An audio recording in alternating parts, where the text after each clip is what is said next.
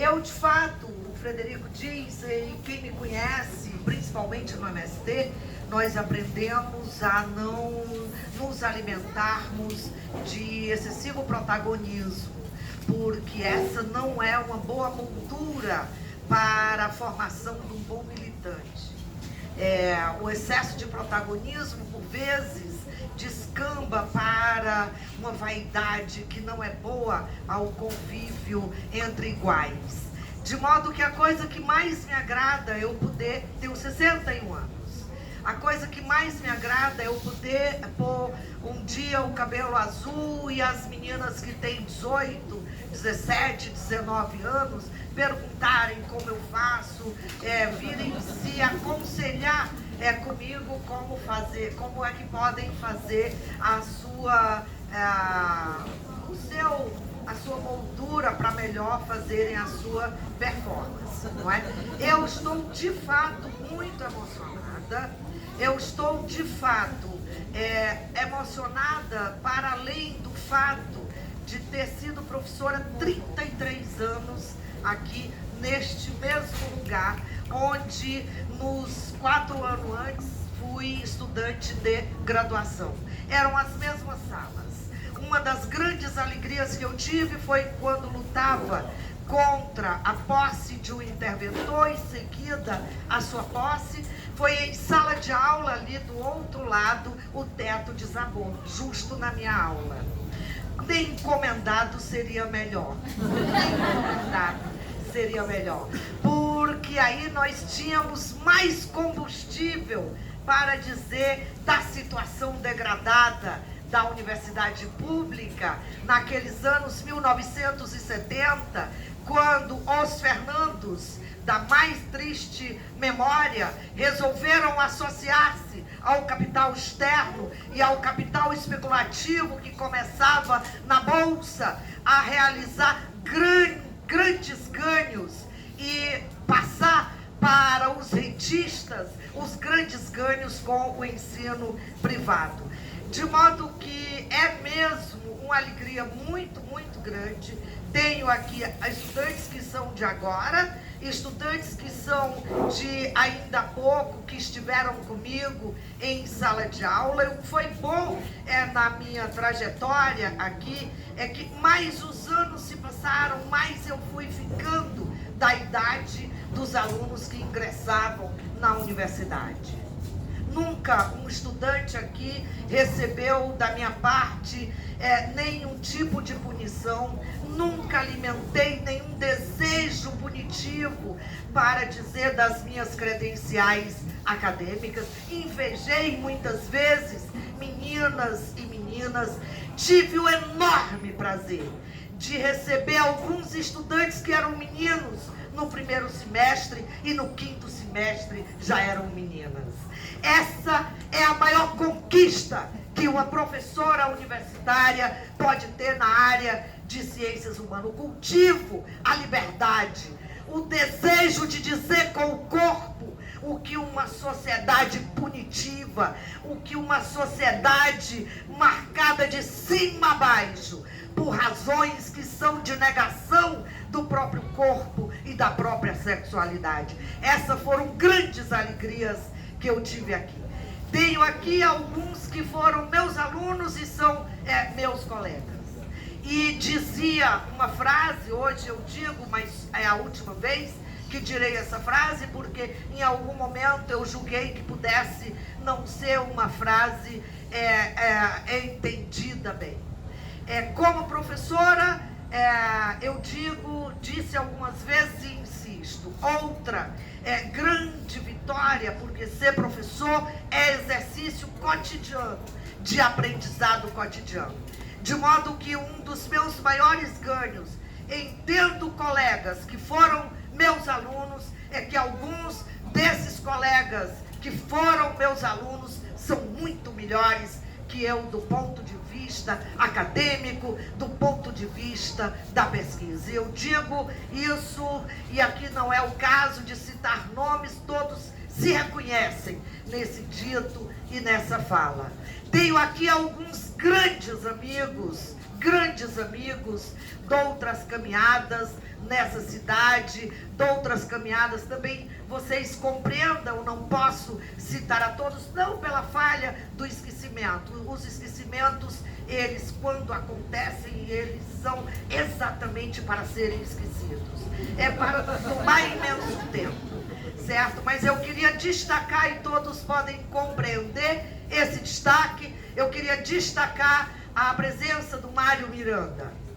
O Mário era um jovem da idade de vários dos que estão aqui ingressando no curso de História. Era um estudante secundarista nessa cidade de Nossa Senhora da Assunção, que se aliou à ditadura. E este jovem, Mário Miranda, estudante secundário, foi preso, saiu daqui, amargou a cadeia noutros lugares, foi depois trasladado para uma cadeia aqui no Ceará.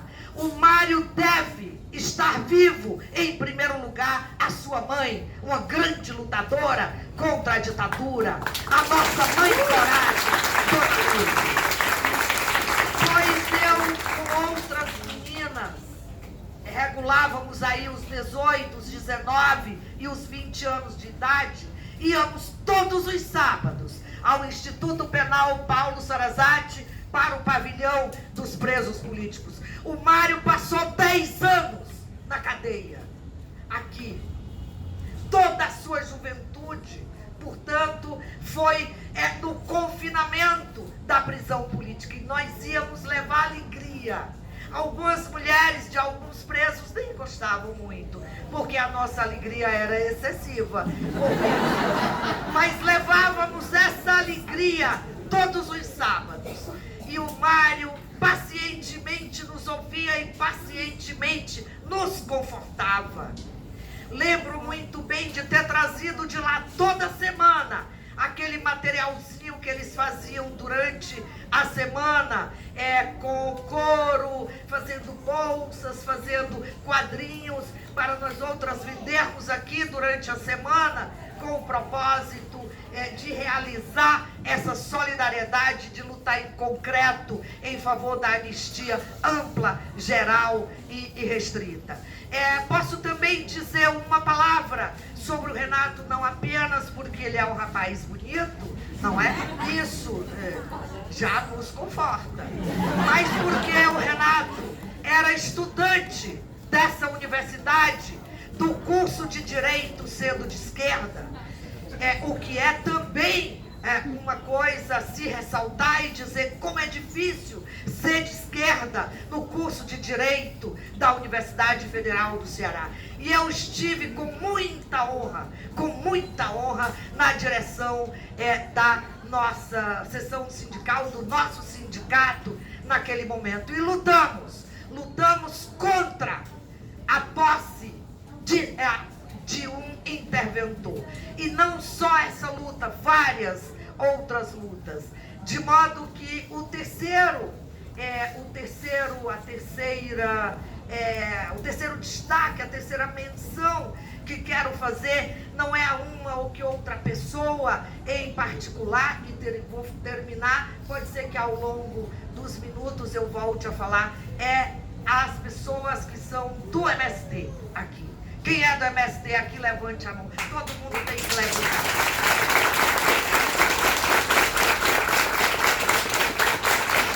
Então, nós temos vários amigos e amigas aqui do MST, não é? Gostaria de citar a Lourdes, que está aqui, que faz hoje o doutorado nessa universidade, e que eu conheci há anos atrás, como uma moça com muita timidez para se pôr em público. Tem ali o Flávio eu conheci como sem terrinha na Itapipoca. O Flávio há pouco foi o nosso representante por 2 anos na Brigada Internacional de Solidariedade ao Haiti, no Haiti. O Flávio vive numas reuniões lá em Washington, e eu digo: Flávio, mas o que é isso? Que só você que está indo para os Estados Unidos nessas reuniões? E ele, como deve ser um militante do MST, ele diz, meu bem, é porque só eu tenho visto. Só o meu visto é que está em dia. Quer dizer, ele podia fazer um floreado, arrumar uma frase de efeito. Não, ele disse com toda a sinceridade, estou cumprindo uma tarefa. É isso que ele quis dizer. Então eu devo imenso ao MST. O MST não me deve nada. Essa semana eu disse na Escola Nacional Florestan Fernandes, a escola mais bonita da América Latina, não tenho dúvida, ao fazer essa afirmação, por mais exagerada vários me considerem. Eu disse isso numa plenária, com muitos professores universitários, quase todos doutores. A colega Irenise está aqui para ratificar, confirmar o que eu estou dizendo. Nós não podemos dizer que o MST deve nada às universidades públicas, às universidades federais no Brasil. Somos nós que devemos ao movimento dos trabalhadores rurais sem terra, que insiste em todos os dias grafar neste país a mais bonita história social da teimosia. É disso que se trata. Então, eu quero fazer essas menções aqui e pronto, poderia falar sobre vários. Cadê o caderno? Está aqui. Não dá certo escrever um texto e dizer um texto, porque isso eu nunca consegui ter esse grau de disciplina. Entretanto, todos os cursos e todas as aulas eu preparei e preparo. Como nesse curso que está começando hoje, é a primeira aula do curso História Social da Pobreza, que vou integrar a disciplina com os professores Frederico de Castro Neves e o professor Tairone Cândido. Então eu só rabisquei aqui umas coisinhas para tentar me lembrar. Quem fez o cartaz, eu estou salva porque não participo das redes antissociais, mas vários me disseram, pusemos lá um título, insistir com a esperança, entre aspas, porque este é o título de um estudo muito bonito, recentemente publicado, e achamos que deveríamos grafar no título desse nosso encontro aqui, não necessariamente da minha fala, essas palavras, insistir e esperança, para demarcar muito claramente que nós não estamos deprimidos, que nós não estamos adoecidos, que nós não vamos paralisar diante do imenso rol de tragédias sociais que se abatem sobre o povo brasileiro nesse momento. De modo que eu tenho que sair daqui para ir para outra mesa, então eu tenho que usar bem o tempo. Eu queria fazer algumas pequenas notas para vocês depois trabalharem um pouco mais, não é? Nesse sentido da esperança e da resistência, pois insistência anda de parelha com resistência. Do início deste janeiro de 2019 até esta segunda-feira, dia 19 de agosto, são contados e registrados e confirmados 72.843 focos de incêndio no norte do Brasil. Uma destruição, portanto, registrada e confirmada por agências que lidam com a ciência e com a técnica no sentido de proteger e de salvar os recursos naturais dos quais os humanos e os animais necessitam. Em torno de 32 mil hectares foram queimados e destruídos de janeiro até esta segunda-feira de agosto. Fosse eu jornalista do sistema, imediatamente saberia calcular quantos campos de futebol que significam 32 mil hectares. Isso para a história é um escárnio. O que nós estamos perdendo não significa dizer que já perdemos uma Portugal inteira. Isto é falacioso. Um território perdido não se pode medir em relação a outro território que também se está perdendo. Qual é a imagem desse grande fogo que nós temos de janeiro até aqui? Desse grande incêndio. Várias são as imagens. A mais terrível é a noite ter chegado no meio do dia na cidade de São Paulo. Essa é a imagem mais terrível. Quando muitas pessoas, às 3:30 da tarde, viram na maior cidade da América Latina a noite descer de modo tenebrosa e ameaçadora. E vejam que entre nós somos aos milhares os que gostamos muito da noite. Mas ali era uma noite ameaçadora, era uma noite tenebrosa.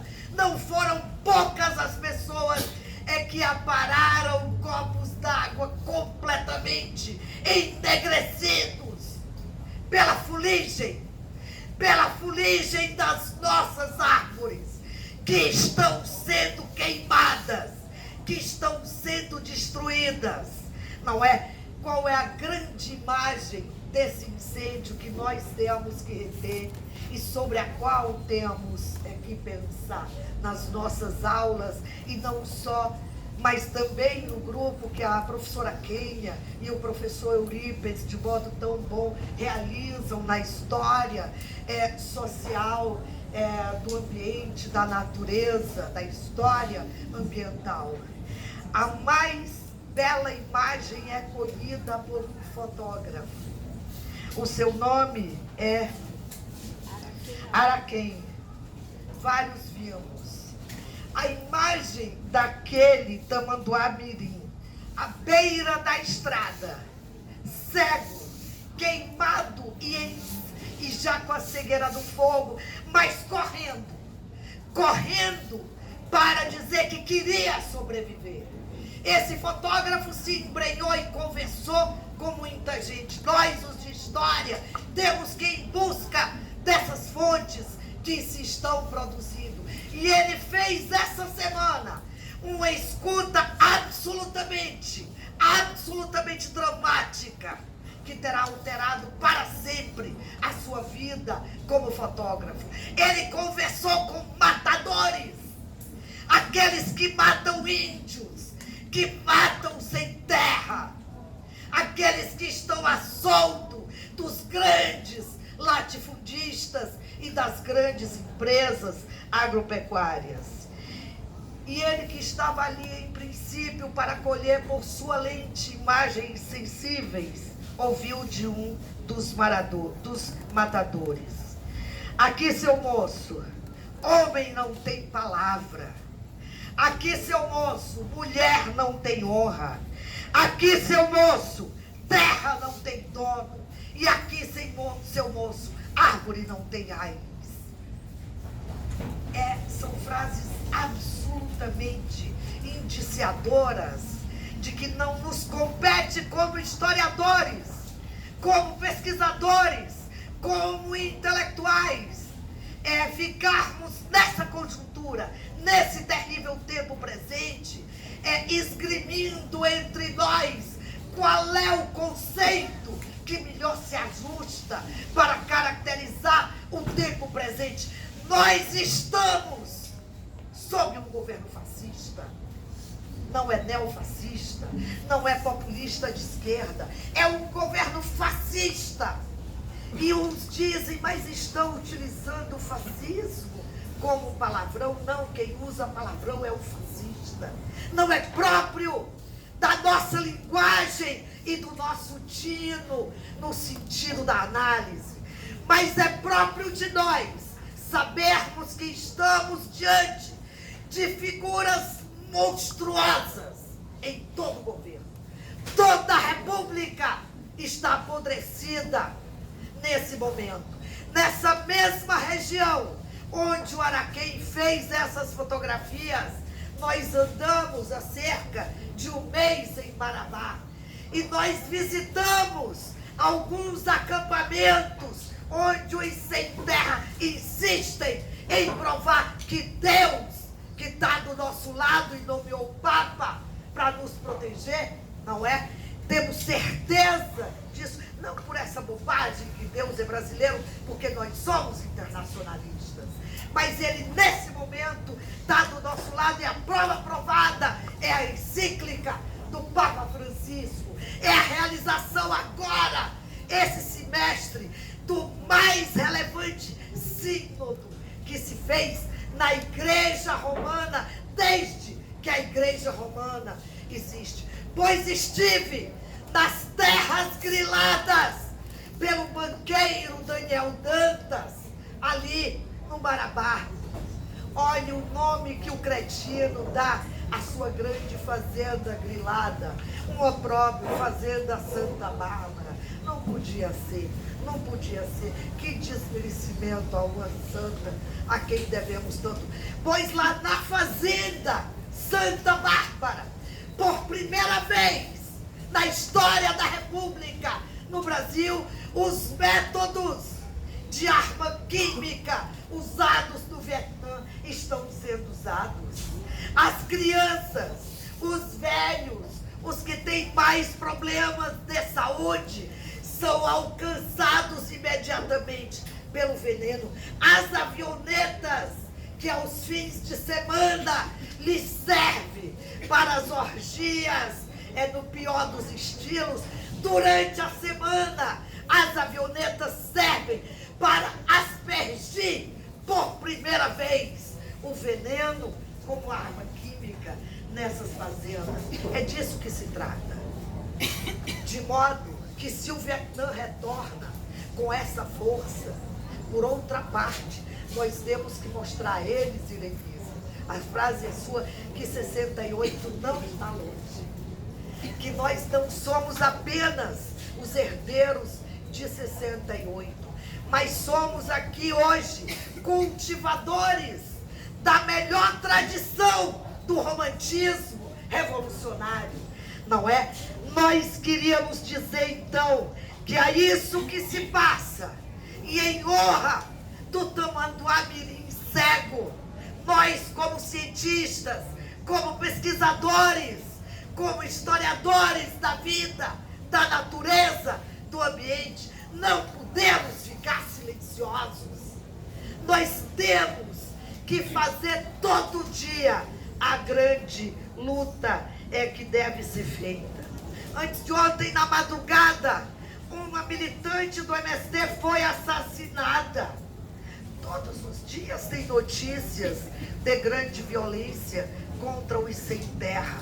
Mas antes de ontem, por primeira vez, é uma militante trans que foi, portanto, duplamente assassinada, porque era sem terra e porque o uso, portanto, a expressão da sua sexualidade não podia ser suportada por aquela gente que se nutre da morte, que se nutre do horror. Segundo ato, São Paulo, na última semana, nas últimas semanas, temperaturas chegando a 10, 12 graus durante o dia, à noite descendo para quase temperaturas negativas. São Paulo, a grande locomotiva do Brasil, dizem os tonitruantes historiadores do modo positivista da história, de dizer que nós, os do Nordeste, ou seguíamos bem o andar dessa locomotiva, ou estaríamos para sempre condenados como candangos uma hora, como retirantes outra hora, ou como trabalhadores escravos nos galpões das empresas de roupa, de confecção, nos bairros da cidade de São Paulo. Pois essa cidade, onde a burguesia mais sórdida da América Latina planta as suas raízes pérfidas na Avenida Paulista é uma cidade, como disse há pouco, quando a noite chegou de tarde, mas onde os pobres tentam se esconder da noite. Não há tragédia igual ao que se está passando hoje, embaixo das marquises e perto das igrejas. É uma tragédia imensa, a tragédia desses homens, dessas mulheres, alguns velhos, não sabemos precisar a sua idade, porque a idade dos pobres já nem se pode medir, porque eles ficam deteriorados na aparência muito cedo, não é?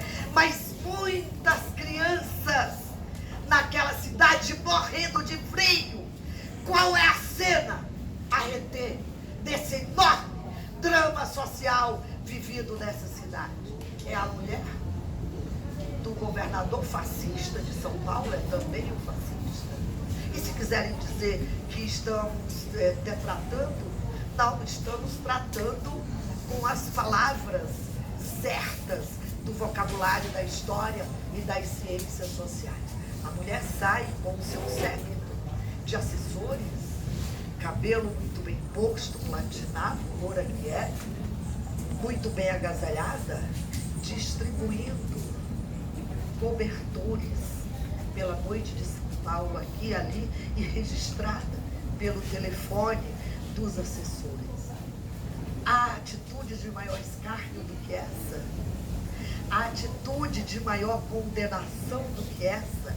A atitude de maior hipocrisia do que essa? Sugiro a vocês que possam ler um belíssimo texto do professor José de Souza Martins, saído sobre essa questão há poucos dias. Terceiro ato, aqui eu ia falar várias coisas sobre São Paulo, não há tempo. Terceiro ato, de antes de ontem, de hoje. Um ônibus, onde? Na ponte Rio-Niterói. O que é a ponte Rio-Niterói? É por certo, do ponto de vista da engenharia, liga o Rio a Niterói, não é? Mas não, a ponte Rio-Niterói é um dos mais terríveis monumentos da ditadura militar. Quando governar, era precisamente erguer grandes monumentos à estupidez.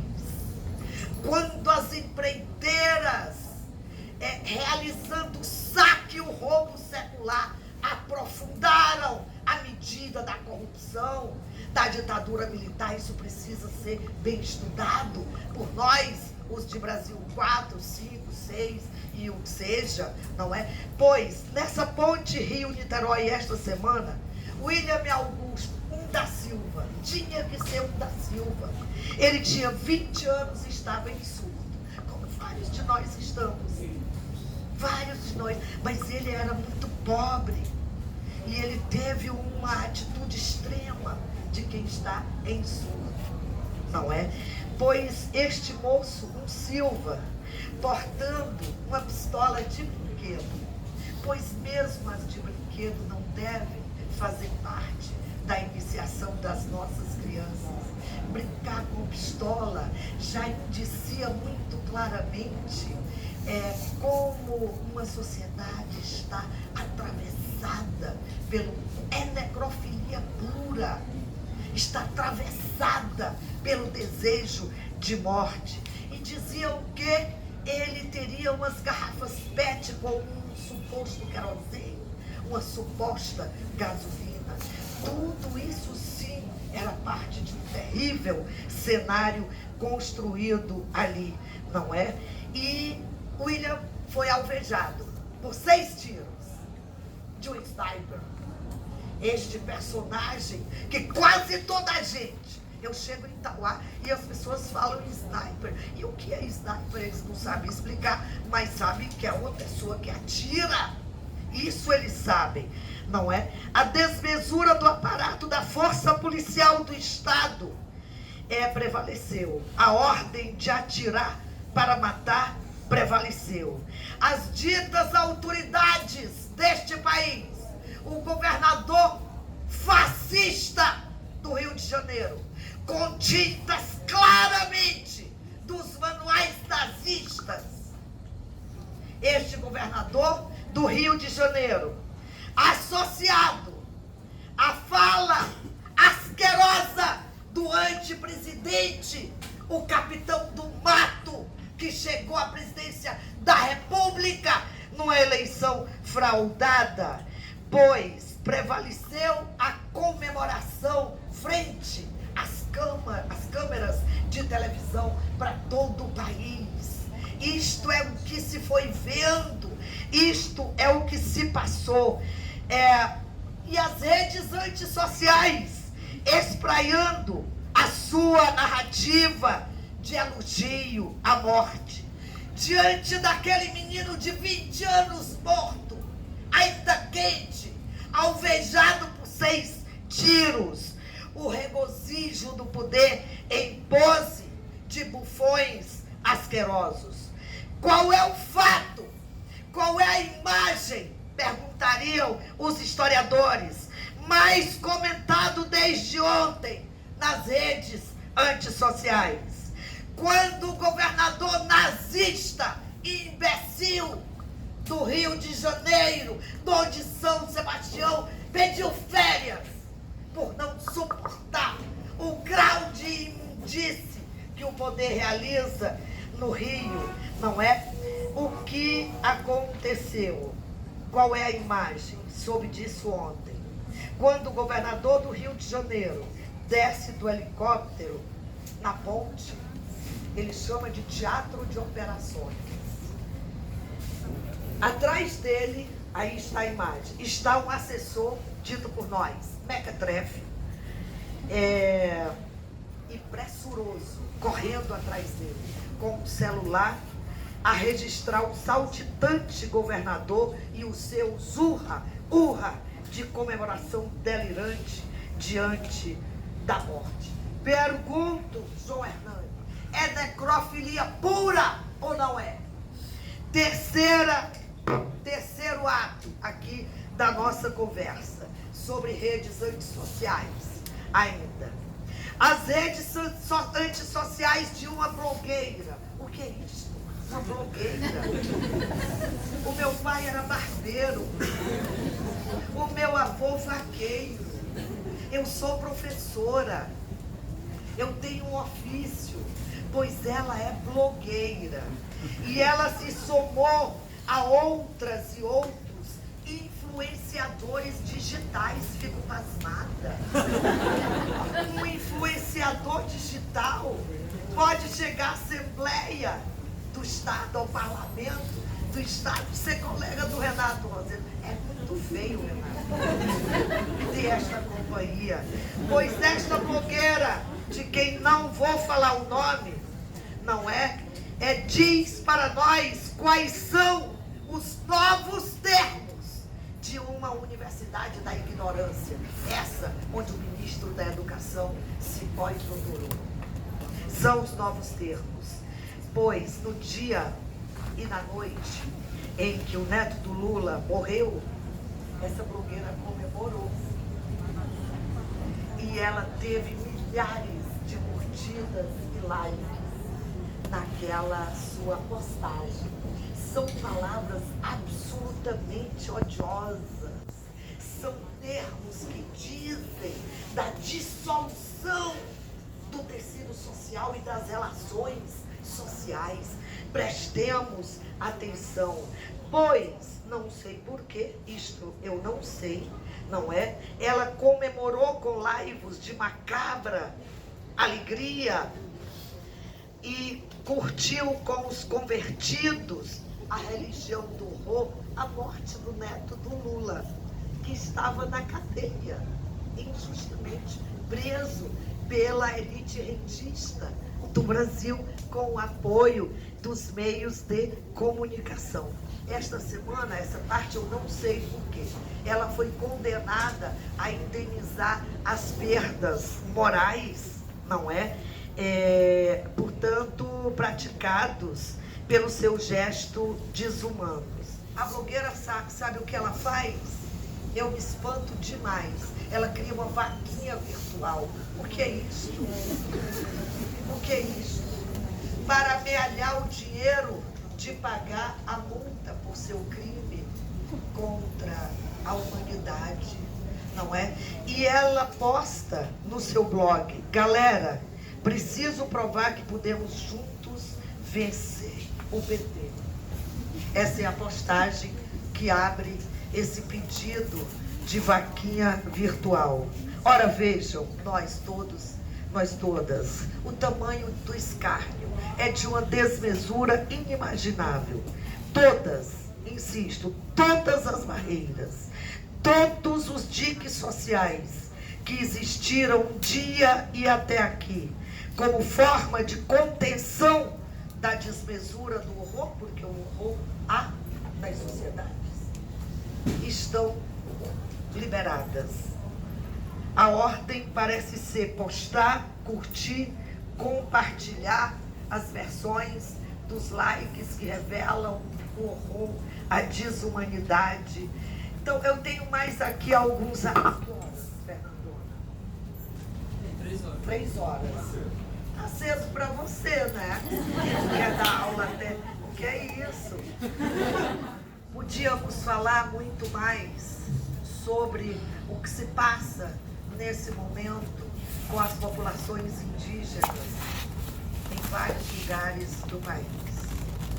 A imagem mais grave de todas desse janeiro até aqui é o cacique ter sido exumado. Isso não podia. Ele foi exumado. E o ministro, que é contra o meio ambiente, por isso está nesse ministério, ele disse: viu como nós tínhamos razão? Ele bebeu uma cachaçinha e morreu afogado. Quer dizer, nós que somos de história, nós temos que observar o tamanho dessas frases, do seu conteúdo precisamente necrófilo, precisamente fascista. É isso que se está passando nesse momento. No Pará, naquela região ali, entre Curionópolis, esse lugar ainda tem esse nome, como homenagem a um dos grandes, dos mais nefastos personagens da ditadura militar. Major, coronel, bate-pau dos generais naquela região, organizando a nova escravidão em Serra Pelada e depois querendo expulsar os sem terra da encruzilhada natalino, não é? Pois nessa região, entre Curionópolis, Eldorado dos Carajás e todos aqueles municípios ali, circula, não a meia boca, circula abertamente as listas dos condenados à morte, dos que estão marcados para serem fuzilados, executados. Há 3 meses atrás, uma liderança local do MST foi atingido pelo tiro de um fuzil do matador. Não morreu. Eles mataram-no dentro do hospital, no leito do hospital. Então, aquilo que o Nepomuceno Eric dizia no seu belo livro, O Massacre, sobre Eldorado dos Carajás, há 23 anos atrás, ele dizia: estive com gente que sobreviveu à própria vida. Pois hoje, esses que estão andando por lá fazem parte de listas conhecidas, de listas autorizadas. O MST tem claro o novo momento da luta social. Até antes desse governo, esses governos que os políticos chamam de coalizão, mas a palavra em história deveria ser outra, né? De coalizão, esses governos faziam do aparelho de Estado também lugar de disputa. O que era isso? O Ministério da Agricultura era do agronegócio, o da Reforma Agrária era do nosso lado. Então, nós tínhamos aí uma margem de disputa no sentido da apropriação legítima do fundo público para criar as escolas do campo, para dotar os nossos assentamentos de vida digna, não é? Agora o jogo é outro. Agora os latifundistas, eles estão no centro do governo. Para nós que somos de história e que teremos que lidar com essas fontes ao modo muito criterioso, o homem que cuida hoje da reforma agrária, que não existe no Brasil, é o homem que criou a UDR, Naban Garcia. Um nome que a gente nem deve repetir por nojo, mas que a gente não pode esquecer e saber que ainda na década de 1980 que os milicianos começam a nascer no norte do país, não é? Ali na década de 1980, esse Facínora que hoje é governador de Goiás, o Eurípides conhece isso muito melhor que eu, e hoje ele é governador de Goiás. Nos 80, ele fazia dublê de médico e matador. Ele era esse governador, eu não vou dizer o nome, vocês pesquisem aí nos telefones, eu autorizo, não é? Ele, portanto, Conaban e outros, promoviam os grandes leilões de gados. Os fazendeiros doavam aquelas reses no melhor feitio, e o dinheiro dos leilões era para comprar arma. Era para comprar arma para fazer em São Paulo, na propriedade do Naban, um treinamento dos milicianos. Então essa escola dos milicianos que vem lá do Império, atravessa a chamada República Velha, chega até os anos 80, que hoje tomou o Rio de Janeiro e espraiou em metástase por todo o corpo republicano. É disso que estamos tratando. A universidade pública, a última palavra que vou dar sobre a universidade pública, porque estamos também em momento, digamos, absolutamente terrível. Porque aquilo que os Fernandos faziam nos anos 80, nos anos 90, significavam ataques, significavam medidas. Mas nós tínhamos algum respaldo parlamentar, nós tínhamos alguma brecha democrática para onde recorrer. Um trabalho criterioso e bem planejado, como precisamente no fascismo, de matar a presença dos lugares e da instituição republicana que resguarda o conhecimento, que resguarda a ciência. Bem sabemos que a universidade é um lugar também pelo conceito de ciência, de saber, de conhecimento, onde estuda essas questões também, para realizarmos um tipo de conhecimento que nos pusesse em diálogo com o melhor da humanidade. Foi isso que sempre fizemos na universidade pública, de modo que hoje nós somos um lugar exponencial para experimentar essas medidas do anti-intelectualismo, o retrato mais bem acabado do fascismo, não é? Então não se trata apenas de proteger a universidade pública nesse momento, de lutar por bolsas, de lutar para que o CNPq não se realize esta semana ou na outra, a fusão com a CAPES. Não é apenas isso. Se trata aqui de nós observarmos que o que está em mira pois, a sobrevivência dos nossos corpos, do nosso modo de ser, do nosso modo de estar no mundo. É disso que estamos tratando.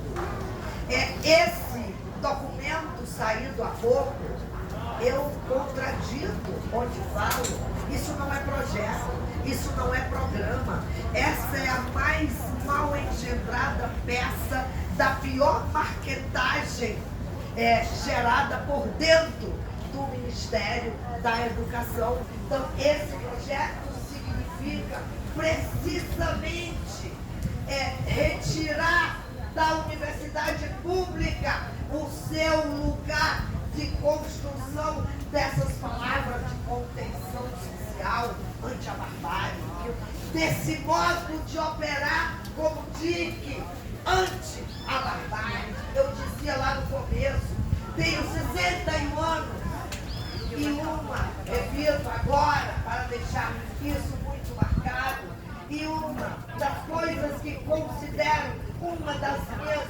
maiores conquistas em vivência com a comunidade aqui é ter no primeiro semestre um aluno que é menino e no quinto ser menina. Isso eles não são capazes de nos perdoar, como a nossa possibilidade de contraditar a barbárie é tão forte. É disso, portanto, que se trata a nomeação de interventores nas universidades, como tem sido feito. Essa já é a 4ª nomeação, se estou bem certa, do pedido. Já havia sido antecedida por um ato terrível há cerca de um mês em Mato Grosso, onde pela primeira vez o gabinete da ABIN, que é a Polícia Política do Estado brasileiro, nomeou como assessora da reitoria da Universidade Federal de Mato Grosso uma espia. Nem o nome dela está no Diário Oficial, está o número. Pergunto a nós que somos de história e que trabalhamos com os documentos, com as contraprovas factuais do nosso ofício. É ou não é a execução de uma programa fascista? De modo que 2019 é o ano das nossas vidas. É o ano em que a gente tem que tomar mais chá. A sério, o ano em que não quero muito chá. Eu não vi. A sério, nós temos que nos proteger. Nós temos que estar mais juntos. Nós temos que entender que nossa salvação é no modo coletivo, não é no modo avião, nem é no modo celular, WhatsApp, rede social. Nós somos de novo chamados como 68 fomos. Tinha desaparecido, incomodam. O mercado levou a vida calma e tirou o dinheiro de cena. Isso me preocupa demais. Vamos fazer como a militância latino-americana revolucionária faz. Em outubro, o 7, vamos homenagear o Diego Sá, já com a reitoria da Universidade Federal, tomada, pelo nosso desejo de liberdade.